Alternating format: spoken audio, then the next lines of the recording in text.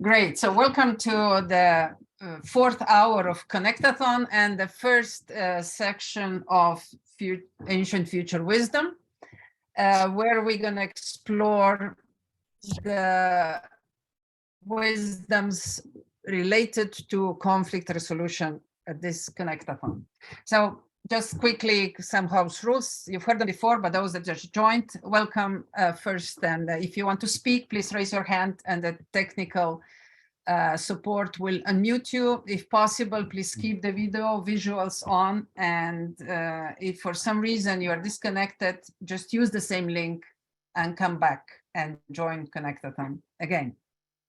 So the topic of today is fourth hour is, as I said, the first in a series is Ancient Future Wisdom, and we continue to explore the beliefs and practices of our ancestors to shape our civilization to come.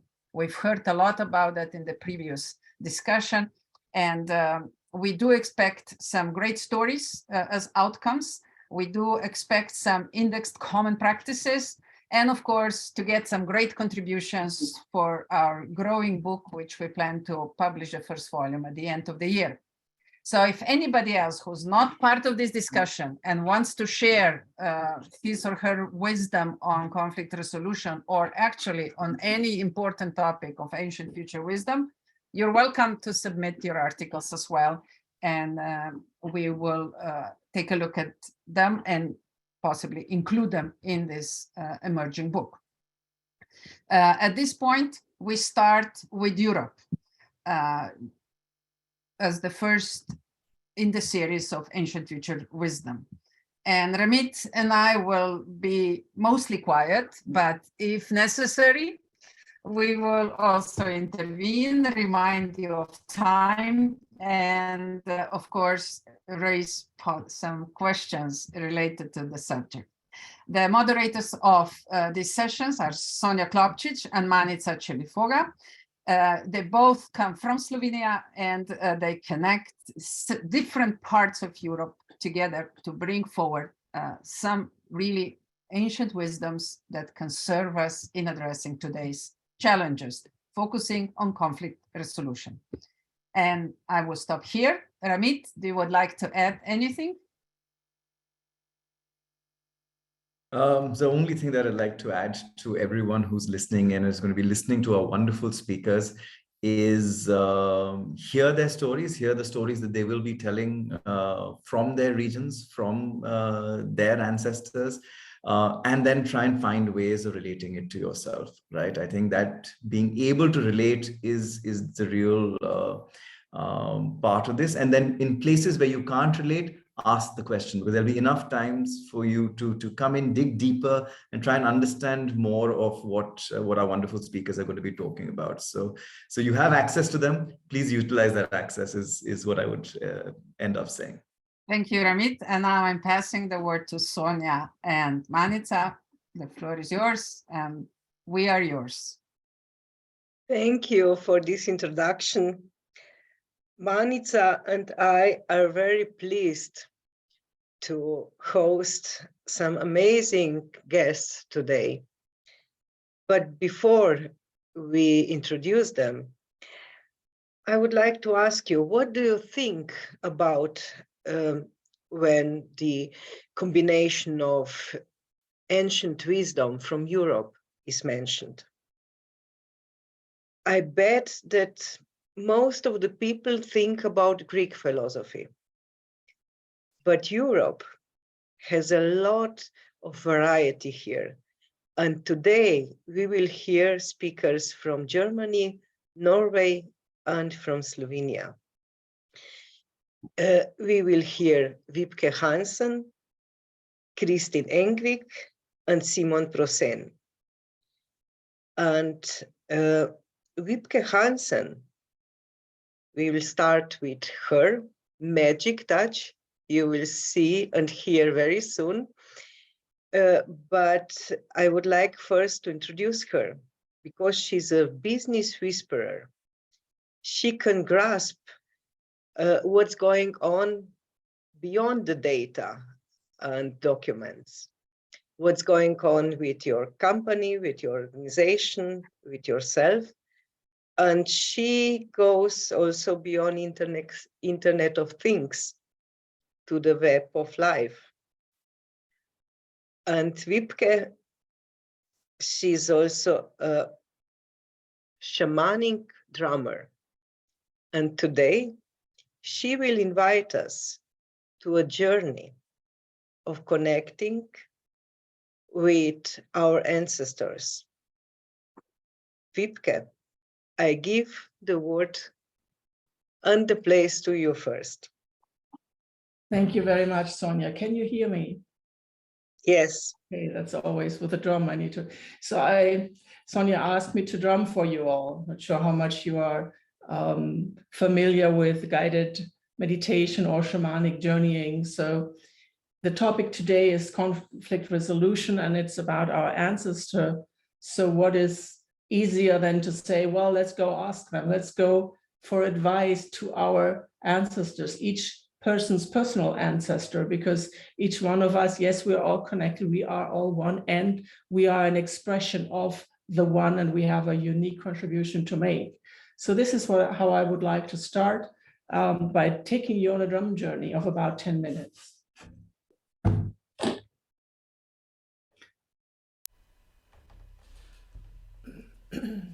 And again, a sound check.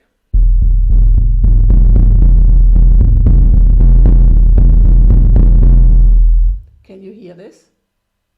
We can hear this. Okay. Can you move a little bit away from the mic, because there is a vibration? Okay. It's the Just vibration. a little. That's always It's better now. perfect. So I'd ask you all to just make yourselves comfortable in the seat where you sit. Close your eyes and take a deep breath.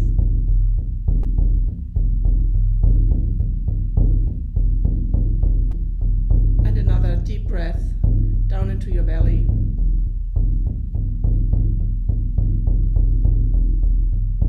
Down to the soles of your feet.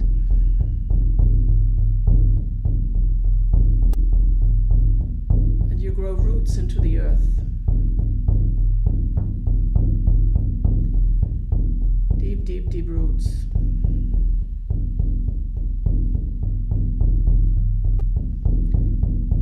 And as you get anchored in Mother Earth, you can feel the energy rising. Earth energy through your feet and your legs, filling your belly.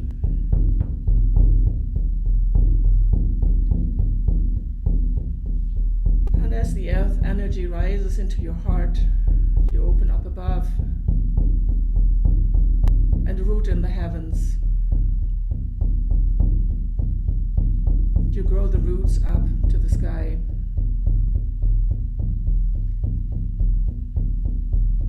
And open up and feel the energy flowing in through your head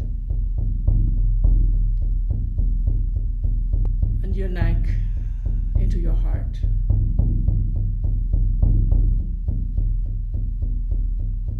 You are the connection between heaven and earth.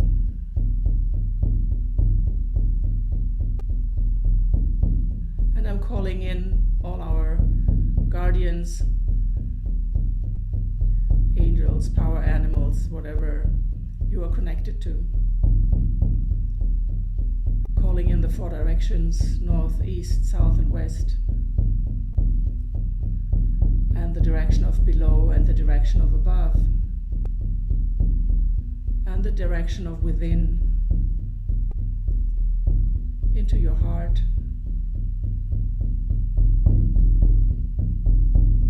Deep into your heart.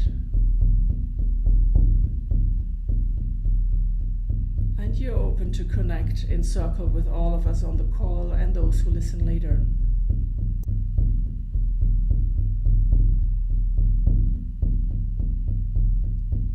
Now, before we journey, open your inner vision and and take a good look at the place you're sitting. Just, you know, the room that you are in.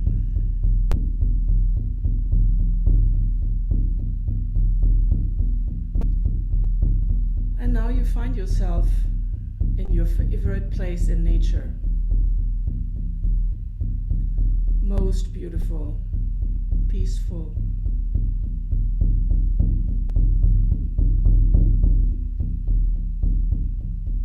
You feel the ground with your hands and your feet. You sit down.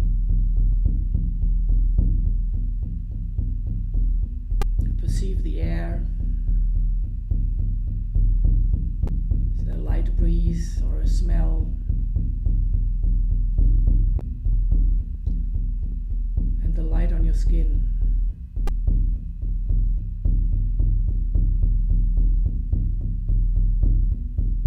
Just enjoy the scenery.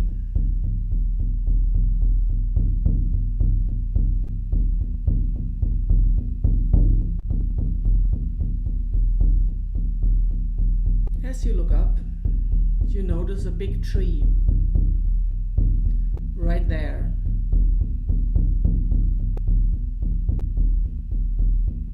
The trunk and the roots and the branches. The tree of the ancestors.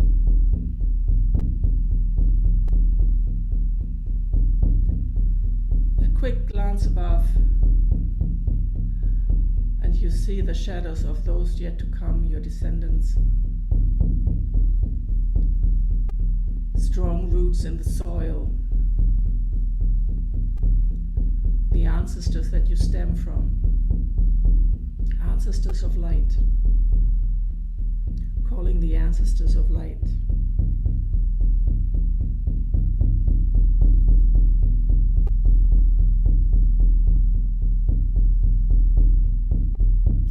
All those who came before and were ready to have a child, so that at the end of the line, that's you.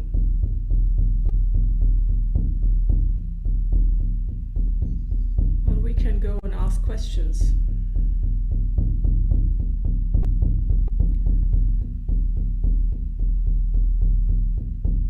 I'm calling one of your ancestors to come and meet you.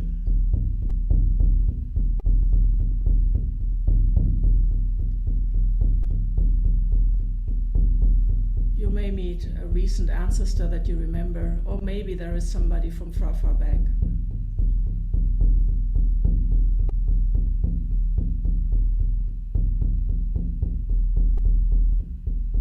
You are there next to each other.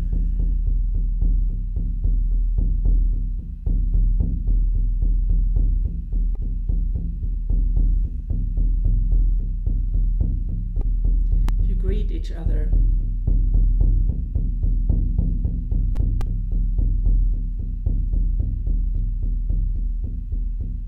Ask your ancestor, what is it that I need to know now?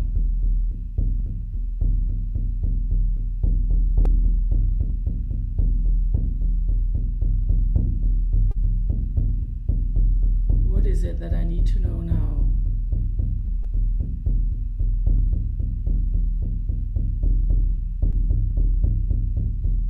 Listen.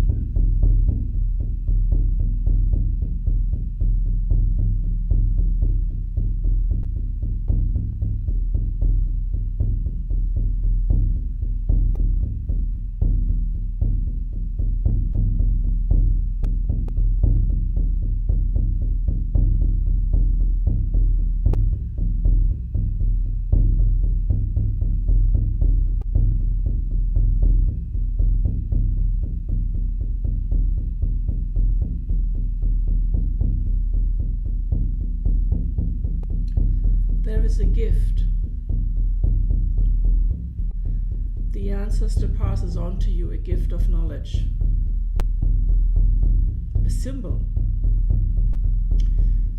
something to remember the ancestor by.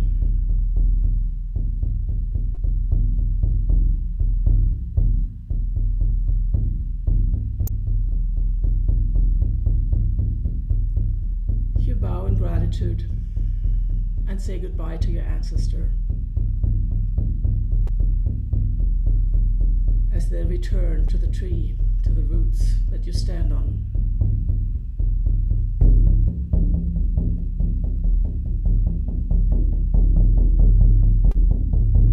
Now you slowly return into your body.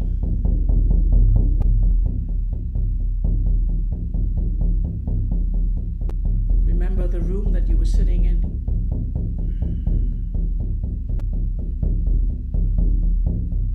Return, return, return. Take a deep breath. Please keep your eyes closed for a moment. You take a deep breath down into your feet. You wiggle your toes. And you feel where you sit on your chair. Rub your hands, eyes. Welcome back.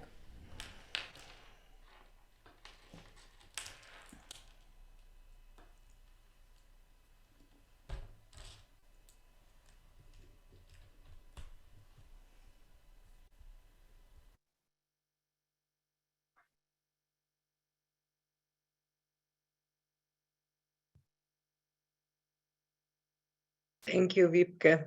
You're welcome. We had a brief conversation with Sonja whether we now start a circle of sharing or I don't know, start by narrating a little bit from the country that I'm from. You may have seen my name, Wiebke. It has the same root, Vik, as Vikings. And I am from Viking country. There's an old settlement right next to the town where I grew up. So when I spoke with Sonja and she asked me to talk about conflict resolution, it was like, Vikings and conflict resolution, whatever can I talk about? Because the narrative or the common knowledge of Vikings, like the TV series, is one of very brutal conflicts. Well, it is the 8th to 11th century. I think it was pretty brutal everywhere. And obviously the written accounts mostly were written by those who got fought by the Vikings. So it's not really a very nice thing that we know. It's all about fighting. It's not about conflict resolutions. So plus a lot of the books are written actually by the men of the time. And I stumbled across a scholar from Norway, and Kristen, we know her, Maria 𝐂𝐧𝐿. She's a scholar of historical, cultural, religious aspects of pre-Christian Scandinavia. She has a different way of looking at the life in the Viking Age. It's about the life at home. It's about the expected conduct, the rules that our ancestors here up north had. And they were pretty strict rules, but they had a way of living peacefully. And I wanted to share some of that. So there were small settlements, really. You had the long houses with the leading man, the strongest man. He was the owner of this house, and everybody who was living in the house had a bond towards him. He was the house bond. Interesting, that's where the word husband comes from, really. So it's the man who holds the house. And the woman in the house, his wife, is the house Freya. So like the goddess of the house, she who rules the house. And it's there is the German word Hausfrau, which comes from this house Freya. They had very strict laws of expected conduct and respect. And that is really, that is the aspect that I wanted to bring to the circle today, is one of the honoring of each other's qualities. Men were warriors. They were trained to become great warriors, and women were seen as the spokesperson of the norns. A woman's verdict was holy, and a warrior would strive to live up to the woman, to gain a woman's respect. The women honored the warriors for their role of protection and strength, And this mutual honoring of the different qualities that each of us carry, that I think that is something that at times in today's society is missing. And the honoring provided a balance, and it forged a bond between the man who was responsible for the hold and the women living under his protection. And I wanted to quote some of the magical words that Maria Quillhout wrote. The relation between a kinsman and a 𝐶𝐽 is the female relation, is a very holy and ancient trust that was established by our ancestors and serves to balance the weight of power between us. Through the ladies of the loom and through you, 𝐶𝐽, the ladies of the loom and the gods themselves speak to your kinsmen. And there was this holy verdict of women. The fates speak their verdicts and the gods speak their commands through the songs of women's hearts and the many open gates in their soul. Women often know the greater scopes of fate. And that was very respected and lived in the age of the Viking ancestors. I had spoken about the house bond. The bond was a kind of oath that each new member of the household had to speak. And again, I quote Maria Quillhout, we regard, so that the man of the hold speaks to a new 𝐶𝐽. We regard you as our 𝐶𝐽, and as such will protect you with our lives and honor you in all ways appropriate for a maiden of noble birth. In return, we ask that you obey us and honor us in ways appropriate for warriors. And the maiden answers with the same strength. I will obey you and honor you as warriors for as long as I stay with you and for as long as you honor and respect me. You have the mutuality of the honoring of each other's different qualities. It was I really see a strong acknowledgement of this difference of the greatness of men and the spiritual power of women. And that is what I bring to the circle today.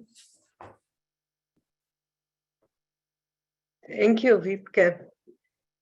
Thank you for pointing out where are the roots also of the word husband. I first heard this house bond and house Freya, the goddess of the house. And this mutual honoring, how important it is to understand that we have different qualities and we cherish these qualities. Thank you. And also thank you for inviting us to this journey. I will just say, great pleasure. I met my grandmother there. And this, I think it's a great combination to invite also another speaker from Norway, Kristin Engvig. Kristin is not just involved, is creating the place for feminine energy in a business in other worlds for more than a quarter of a century. And she really is dedicated to bring the feminine energy into our world because we really need this. She has organized plenty of WIN events.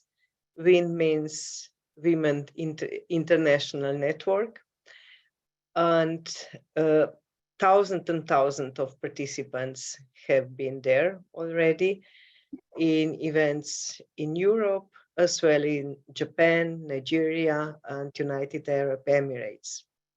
And she was recently awarded the Euro Knowledge Outstanding Women Leadership Award and several other awards. Kristin, we are so glad to have you here. and to hear your voice from Norway. Yes. Thank you so much, Sonja. It's amazing. And also, Wiebke, it's great to hear you first. As your beginning of the name, I have my last part of my name linked to the Viking. There is a V-I-G in my last 3 letters. Sometimes the word is written V-I-K, but during the period of the Danish, what we call union or occupation of Norway, they pronounce the K a little more G, so it's V-I-G.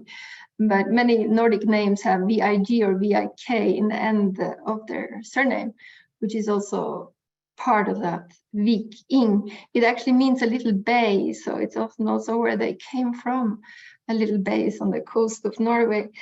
So I had a little bit on the Viking women also, which I will not speak much about, other than this great respect the Viking women had that we in a way also can see today. So if we are talking about how the ancestors also are impacting our current life, we know also that there are also a few places in the world where you have more equality in society than in the Nordic countries that is coming from that Viking traditions. So I think that's also quite interesting. And some of these words that mentioned, like husbonde and husfrue, are also living words in today's Norwegian language. So this is also something interesting. But what I had found, and again, I'm not a historian, so I was just looking this up, and I was very interested in also the Viking and the equality and how they lived and the power of the women also, because now they have found more and more that actually they were also out there trading, and they were also on the boats. They were not just at home, even if that's where they had most power.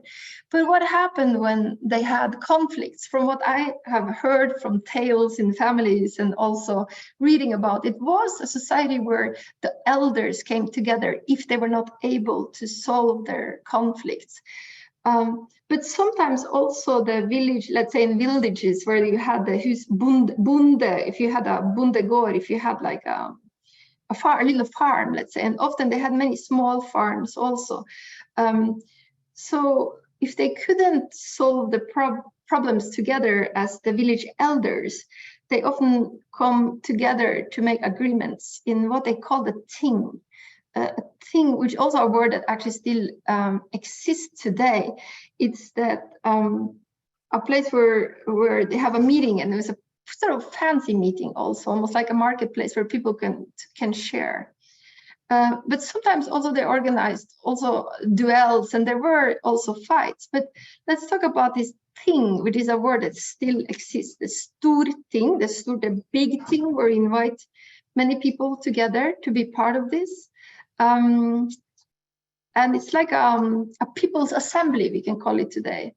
And it's so theoretically they said that at that time all the members of people were equal. So the idea was that everybody was equal and they each had a vote, but in practice sometimes that was the families that had a vote as a group, so they can take decisions together as leaders. So this thing is also a court. Today, this word thing is the storting, is the name of is the word we use for parliament today, and also quite common in Iceland. Is also still this thing, this parliament, but also a court. So there was a person in that thing that they also appointed the man, or the scripture says it's a man. Who knows if it was a woman? I don't know. But the man was the lagman, the man of the law, and he was stating and starting often procedures when these people met in the assemblies in this thing, reciting also the law or what had happened before, and then the family heads, they agreed that nothing had changed since last time they met, and that they could put the legal system into work. So these disputes were often then considered something between the families, from what I have learned, and that a thing was supposed to create peace between the families. So the man of law, so this lagman, which is also still called today a lagman's thing, where it goes first. If you have a dispute today, also you go to that first, and if it's even worse, you go to a higher one. They chose together a judge, and And then the punishment, here's what I've learned, that they didn't go to jail or something. From what I understand is that they had to pay a fine. So, and if there was a conflict of many different sort of revenges and things and numerous crimes, maybe they could have even higher fines. And then they put together this fine, and the families who came out of it and on the paying side, then this family could now be free because they paid. So I read also some places that the pay could be a fight, and there could be bloodsheds also. So it wasn't always peaceful. But what happened is, if someone committed a crime, refused to pay this fee in terms of money or goods or something, they could then opt out of the legal system. But that meant that if someone bad happened to them, they would not either be defended through the legal system anymore.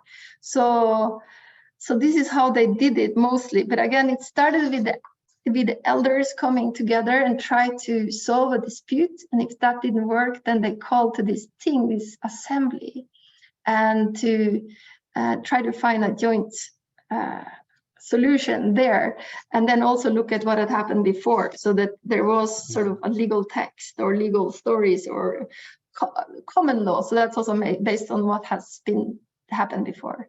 The thing which was interesting was that there was no really a jail, from what I understand, other than the punishment. That could be hard labor, a battle, or gifts, money, and these type of things.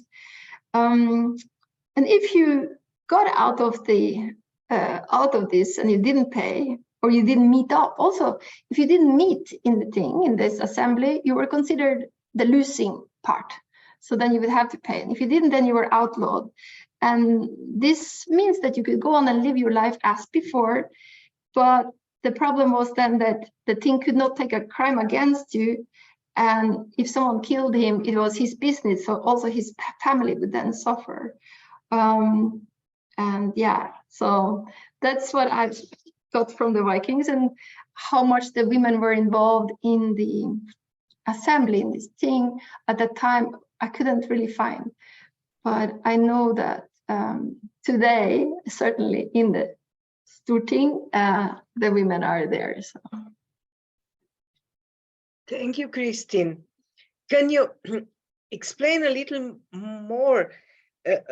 bit more about this teen? What kind of place was this? Where did they gather? Physically, where it is? Yeah, this I don't know. I guess they met at some of the families or in the house. This I don't know. Maybe Wiebke also have read anything up on this. Do you know where they met? Yeah. Yes, in fact.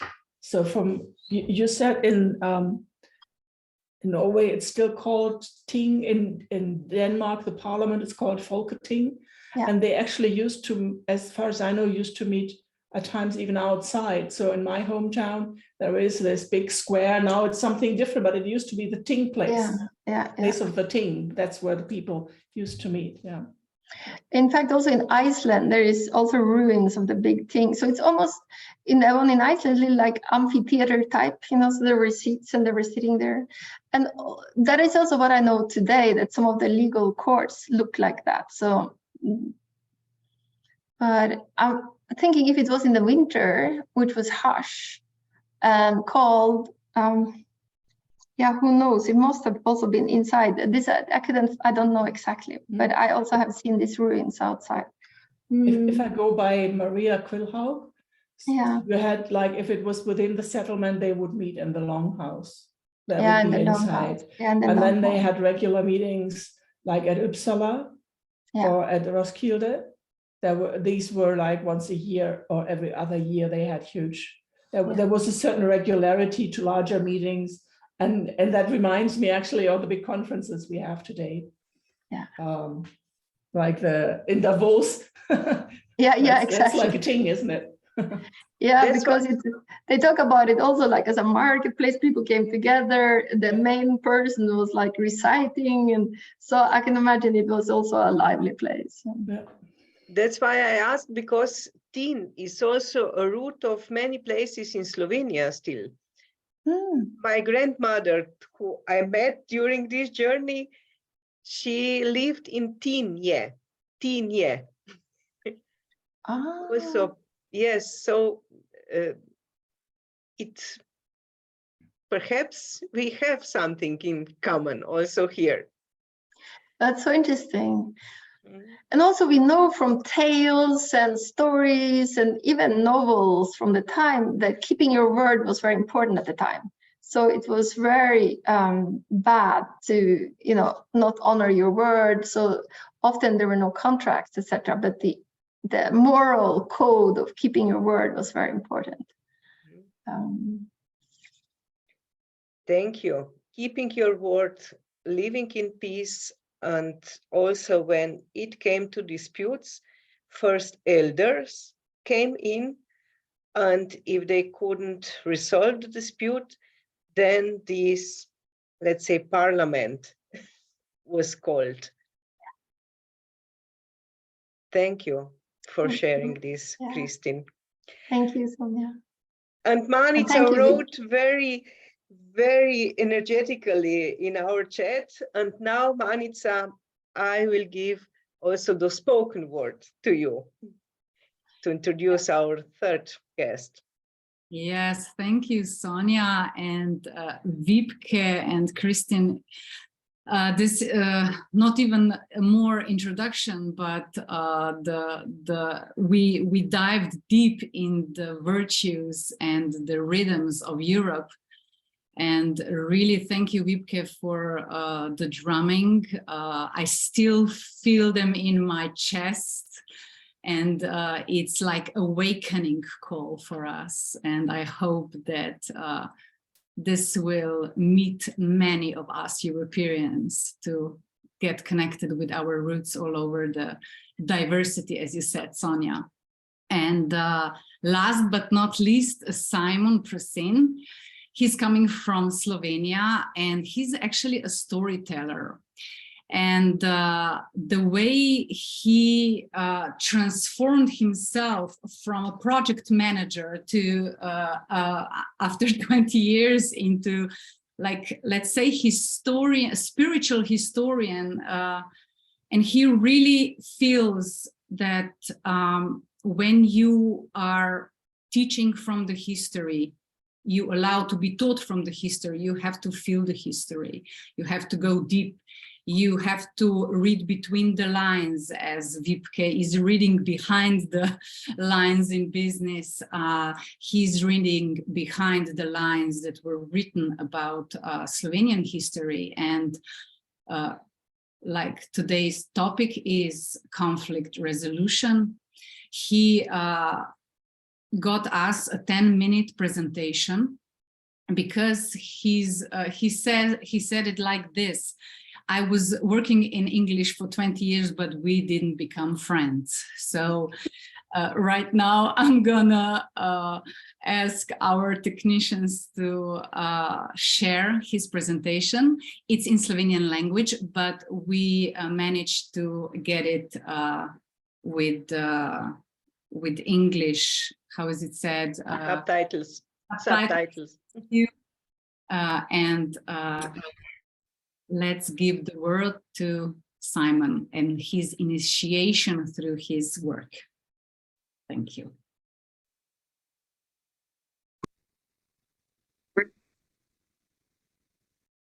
Dober dan, sem Simon Prosen in prihajam iz Slovenije in se vam zahvaljujem za povabilo.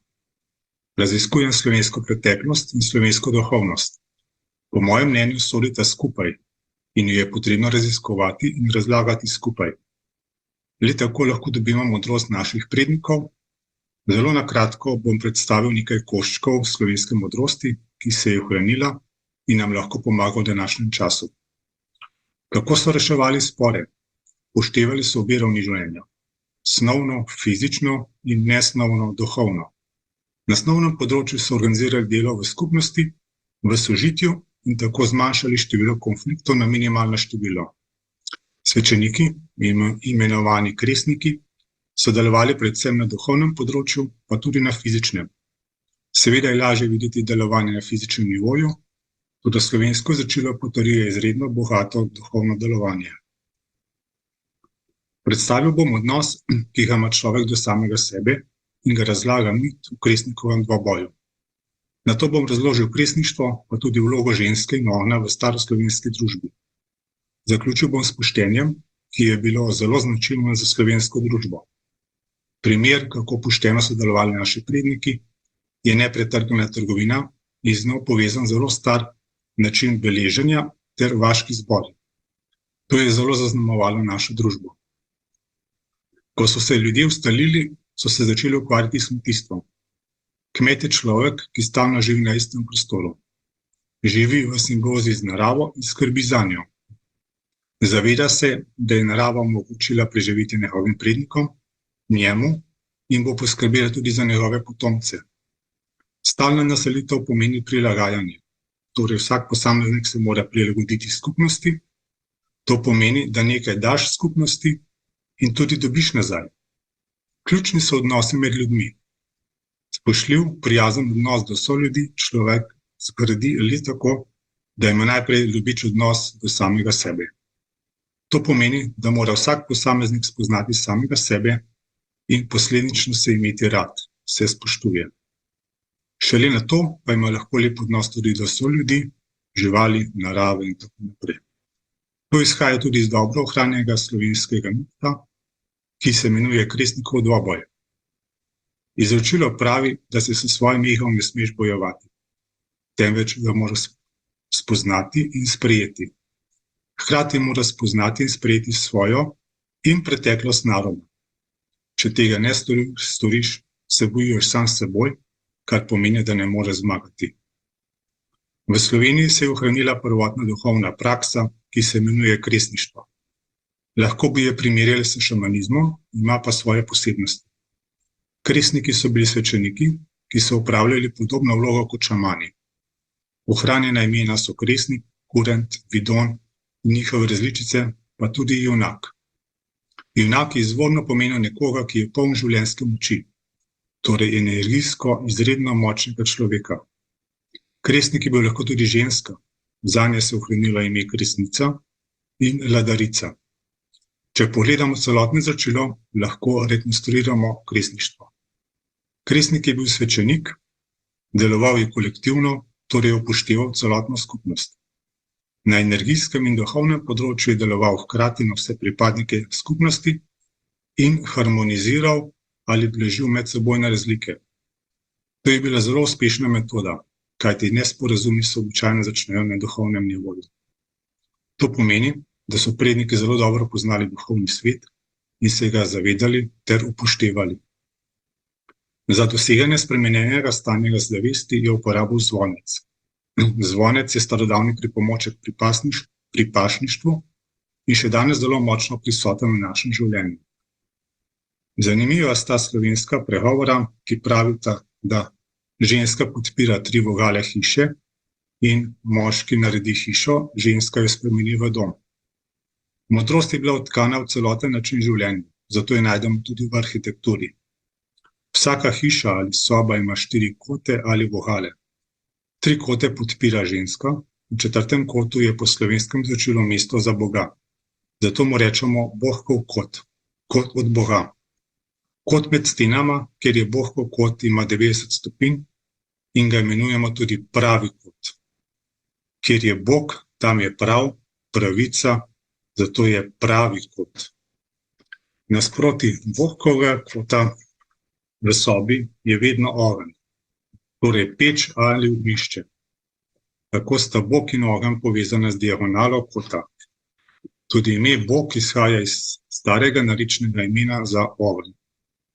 Kje je moški v hiši? Čeprav ni omenjen, je jasno iz slovenskega izročila, da je mesto moškega ob ženski.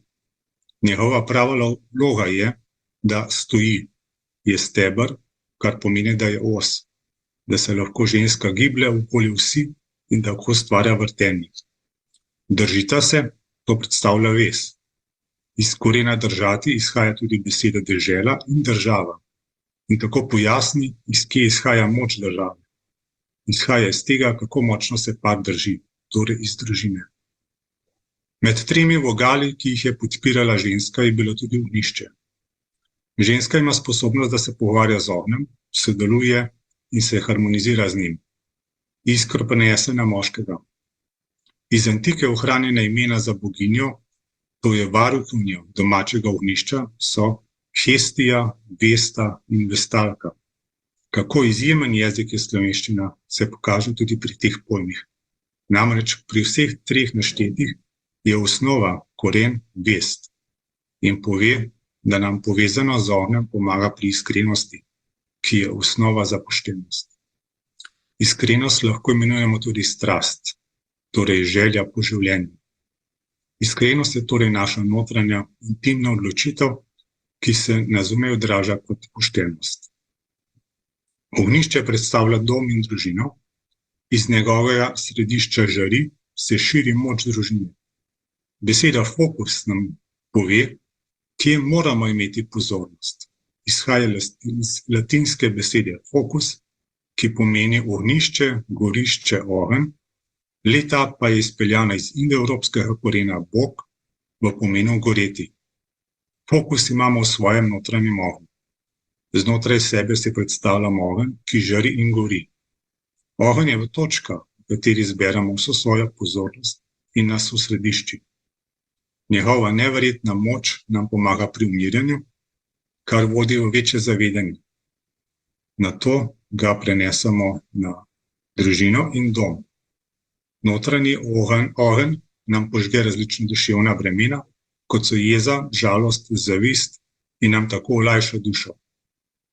Vaški zbor ali skupščina je sestavljal župan in 12, ponekod tudi 16 zapriseženih prisednikov. Zapriseženi prisedniki so bili moškega in ženskega spola, saj je bila staroslovenska družba enakopravna, tudi pri dedovanju in voditeljskih funkcijah. Običajno so sedeli pod vaško lipo, v lipovi senci, ki so imenovali tudi božjo senco. Sedeli so v krogu okoli lipe na kamnih. Krog je predstavljal enakopravnost vsakega posameznika. Spore in nesoglasja so reševali v krogu, tako da so si gledali v oči med sojenjem. Lahko si predstavljamo, da pričanje v krogu, na kamnu, s pogledom v nasprotnika zbudi v posamezniku vest in pomaga pri reševanju spora. Zato lipa kot drevo simbolizira pravico in sodelovanje. Staroslovenska družba je imela še en zanimiv vzvod, to je odpoklic. V primeru, ko izvoljeni predstavnik ljudstva, kot na primer župani in knezi, niso izpolnjevali podane prisege, so jih lahko odpoklicali. Ohranilo se je ime Kramula oziroma Karmula. Obstajala so poseška sodišča, ki so preverjala pritožbe ljudi nad vladarji in nadzorovala delo vladarjev. V primeru neskladij so izvedli kramulo, to je odstranitev vladarja in ugotavljanje odgovornosti. Poskrbeli so tudi za vodenje v času brez vladarja in za volitve. Naši predniki so veliko trgovali. Trgovanja si ne moramo predstavljati brez poštenosti in ustreznega beleženja. Zato so uporabljali rovaše, tudi roši. To so lesene palice, leseni dokumenti. Nanje so pisali z ljudskimi številkami, podobnimi rimskimi, ki pa so veliko starejše, lahko bi bile osnove za rimske številke. Uporabljali so jih za volitve, glasovanja, za trgovanje ali kot zadolžnice. Bili so javni in preprosti dokumenti, lahko jih je videl in razumel kdorkoli. Torej, njihovo sporočilo ni zbujalo dvomov. Zelo dobro je znan slovenski rek: navada je železna srajca. Navade ali običaji so bili tako močni in značilni za naše prednike, da so v srednjem veku imenovali slovensko navada, po latinsko consuetudus clavorum. Imela enako moč in veljavo kot pravo. Torej, pravo ni nekaj, kar pride od zunaj, na primer iz tujine, ampak je bil njihov način življenja, ki so jim ga predniki predali tudi skozi vzgojo. Najlepša hvala za pozornost in lep pozdrav.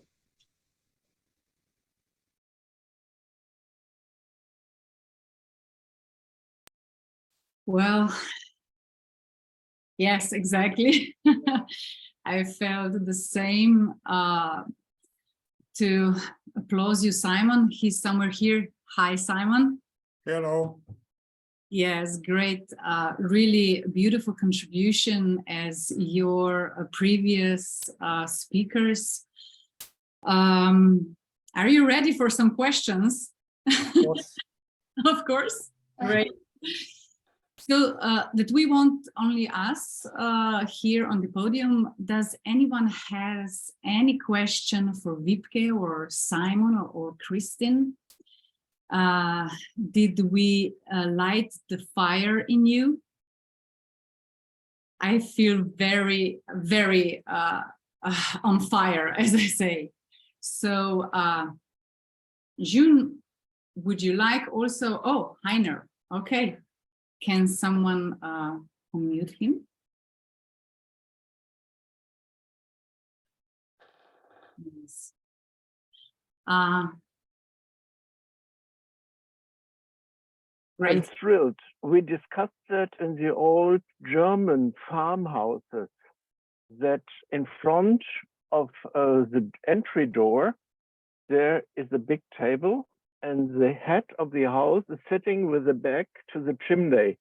So his spirit or he himself can escape through this chimney. But I wanted to really go into the circle. We discussed the stone circles in many cultures. And the American Indians have the talking stick. And we played with the Juliana dialogues on consciousness with David Bohm, on having many talking sticks for many minutes. I think Alexander knows it from our 𝐂𝐤𝐬𝐝 conversation. Does your tradition in Slovenia has a time management approach? Because it's very important to stop the talkers. Mm-hmm.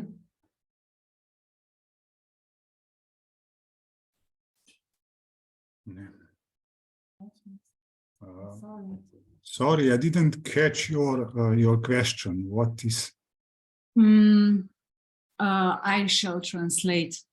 Simon vprašal je, če smo v Sloveniji imeli time management, kakšno časovnico, ki je bila strogo določena za te sestanke. Kako ustaviti sogovornika, da ne bi kdo bil predolg, kadar govorijo? Ne vem. I don't know, really. Nisem še srečal tega. He didn't come up, this information didn't come up in his researches. Yeah, really, I don't know. Yeah. But it's a very good question. Because lots of times if there is a time limitation, like with us, then things are rolling. Otherwise, they can roll back, not going on with the debate. Does anyone have any questions? Violeta, please. I was wondering along with the same question, was it in Viking culture altogether, anything like stopping the talk with a certain either a artigraph or just the word or the rule? Because there is really a lot of similarities between Slovenian culture and the Nordic culture, especially in a sense in the old culture, the way how we behave. And I was wondering, was this actually necessary with those cultures? Were they speaking always short and quick and with the sort of a clear thought in mind, or they spoke only when they knew what they want to say and they were very precise, or not? But I wonder if in Nordic countries you have any tool like that.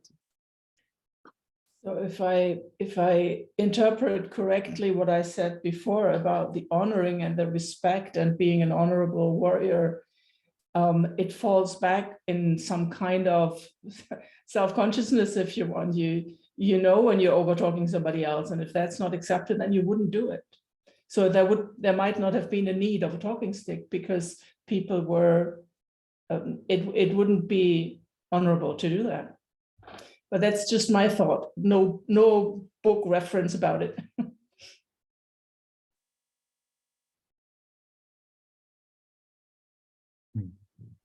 Thank you, Wiebke. Ramit?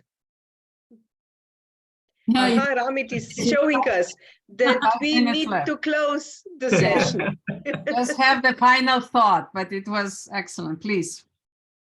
yeah. My final thought would be that we see a lot of things in common, how to live in peace, how to respect each other, how to understand that we have different qualities, but we are equal.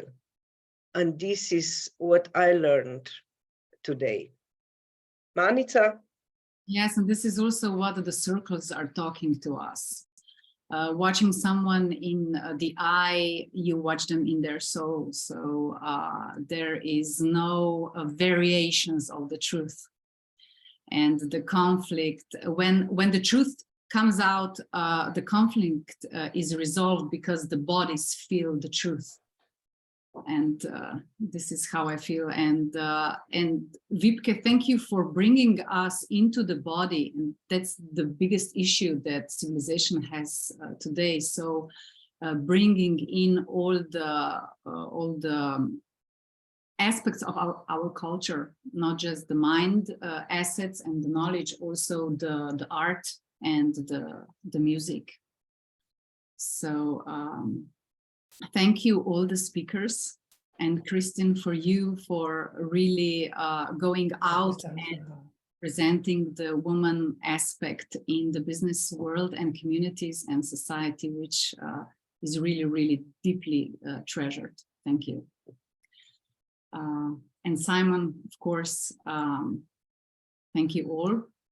And wishing you a 3-minute pause before we go to the next. Yeah, let's stop recording and we